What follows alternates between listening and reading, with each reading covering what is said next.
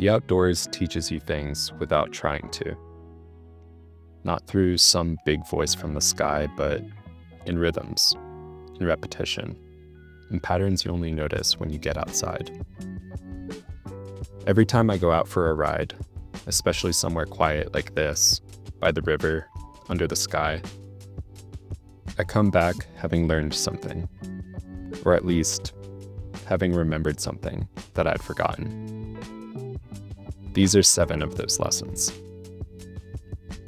Lesson 1. Don't worry about the first mile. The first mile lies. Some days I feel unstoppable out the gate, and then I crash halfway through my workout.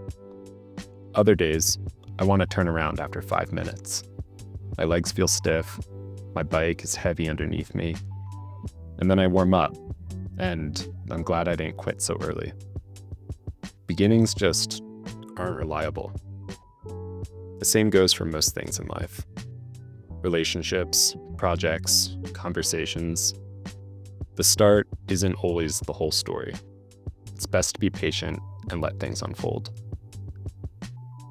Lesson 2. Go a little further than you had planned.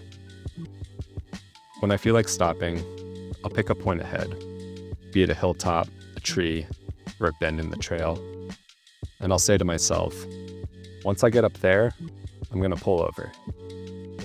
But then, by the time I get there, I usually realize that I can actually keep going. It's a gentle push, not burnout, not self-punishment. Just a reminder that I have more in the tank than I thought, and so I keep going. You don't need to crush yourself. It's not about saying no to rest every time, but you also don't have to believe every urge to quit. Sometimes just going a little further unlocks something new. Lesson 3. No plan can be the best plan. Some of my best rides happen when I don't plan them. No metrics, no mileage goals, no destination, no maps. Just getting out on my bike. And somehow, that's when I find the best views, or stumble onto a trail that I didn't know existed. It's a reminder that life doesn't always reward tight control. Sometimes it rewards presence, spontaneity, and curiosity. Lesson 4. Downhill comes eventually. When a climb is brutal and endless, I remind myself that the downhill will come eventually.